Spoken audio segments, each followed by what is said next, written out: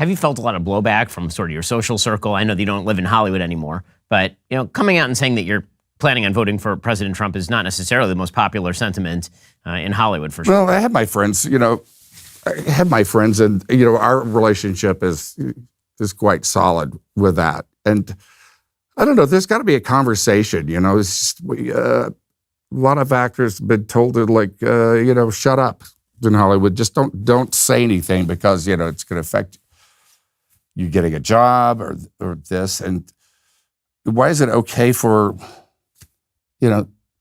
say Michael Douglas to go on, talk shows and talk about Biden and yet you can't be for Trump. That's not the way America works. We've got to have a conversation about this.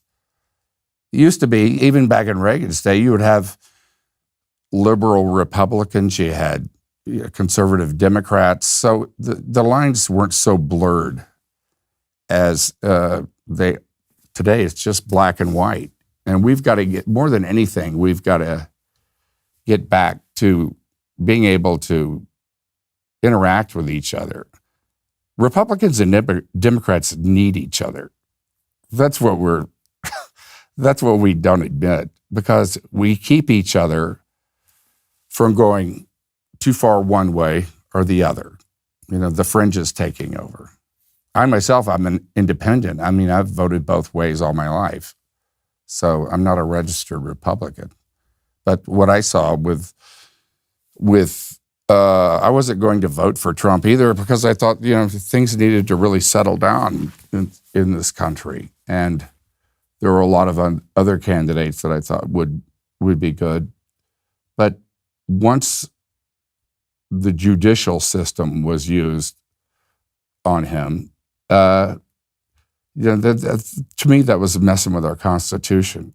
And that's not America. And that's what, got me back the other way, that I'm definitely voting for him, because, I believe in America and I believe in the Constitution. Get to more on this in a moment, folks. But first, as social unrest escalates and crime rates climb, securing the safety of your family, more crucial now than ever. Now, listen, I'm about as pro-Second Amendment as it gets. I own many, many guns, but the thought of using lethal force in my home, not necessarily ideal, which is why I also have a Burna. Introducing the Burna Ungun, the non-lethal self-defense platform. Lightweight, simple to use, it uses an easy-to-load 5-round magazine. It's powered by an 8-gram CO2 cartridge. Burna launchers fire a 68 caliber chemical-filled projectile using patented pull-pierce technology, where the CO2 canister is only punctured on the first trigger pull. That means that the launcher is always at the ready. It's capable of incapacitating an attacker for over 30 minutes. It's accurate and effective at over 60 feet. It requires no permits, no background checks. It is interstate travel friendly. With Burna, you will be prepared to defend. The Burna is a safer, more sensible alternative. It could potentially save lives on both sides, protecting both the user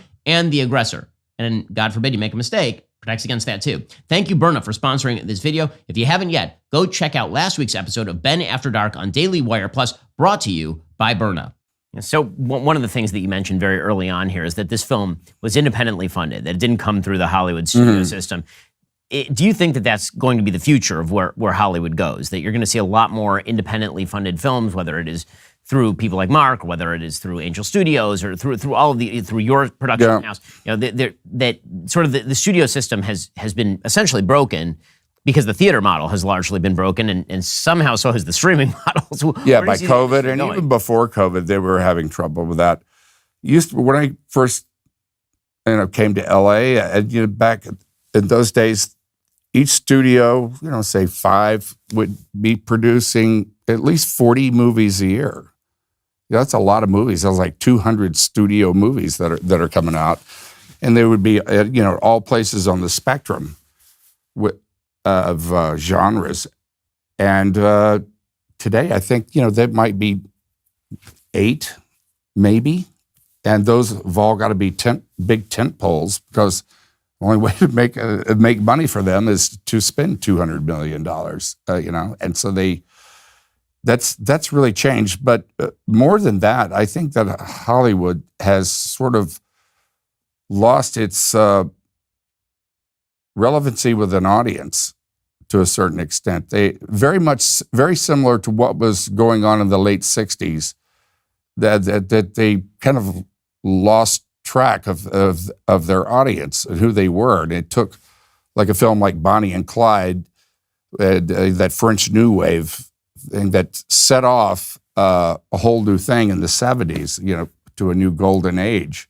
But it was a different kind of filmmaking that hit the audience and actually hit a nerve to what was going on underneath the surface in the country. You started having like anti-heroes, and the rebel hero came back and all that. And we're in a very similar place now, that I think Hollywood has lost contact with its audience. But now that void can be filled from anywhere, because you could make you could finance a movie from different places, and there's different centers going on now.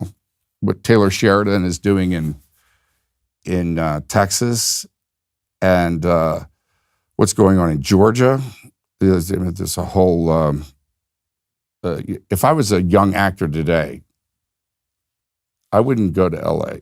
I would go to Atlanta, because they're casting the smaller roles there. They're not going to fly people, from LA, and that's where I'd start. But that's the start of an industry there, because people are going to wind up living there and moving there, and they're doing quite well. On a sort of narrative level, it's sort of fascinating, just the history of Hollywood, how it went from heroes to anti-heroes in the 70s, and then it was kind of stuck in anti-hero land until now. I mean, you have superheroes, but those are the only kind of heroes that you can depict on screen. That's one of the things that makes Reagan different, is that Reagan's an actual heroic figure that you put on screen. And that feels almost like a throwback, just because you have a biopic where the person isn't being treated like crap, where the person isn't being treated as some sort of evil person. Under the rise, the boop. Right, exactly. Or it's J. Edgar Hoover, and secretly it's about how he cross-dresses, and the real sultry stuff is the stuff. It's a different sort of throwback feel to biopics of, say, the 30s, 40s, and 50s, where you're very much so. A good person. It reflects Reagan, and it reflects the eras in which he lived and thrived. And well, for instance, the love story of he and Nancy is very central to the movie. Reagan probably wouldn't have been president if it wasn't for Nancy. It was just the strength of their relationship which is very rare. So there are a lot of amazing scenes in the film. Which one of them was sort of your favorite when you think of the most interesting and fun to film? Which one comes to mind? Oh, well, the debate between he and Mondale, which I thought it was a piece of theater to begin with. He and Mondale already had the first debate, where Reagan had been, kind of loose on the facts and whatever. He just didn't perform well in the first debate. And so they were talking about he was too old and this and that. I think he was, 74 at the time or something. And so the second debate, he did the famous, he was asked the question. It was a great setup. And he just said, "I will not, for political purposes, take advantage of my opponent's youth and inexperience," which was fantastic. And even Mondale laughs, okay? He knows he's lost the election with that. But Reagan did something even better, is that he said that, and then I call it the Jack Benny. He reached over and took his water and took a sip of it just to let it breathe. You let it breathe. And it was beautiful. Are you tired of the lies and the twists of the mainstream media talking points? Yeah, me too. Join me in my newest series, Fact, where I dismantle and bring truth to this tiring mainstream agenda.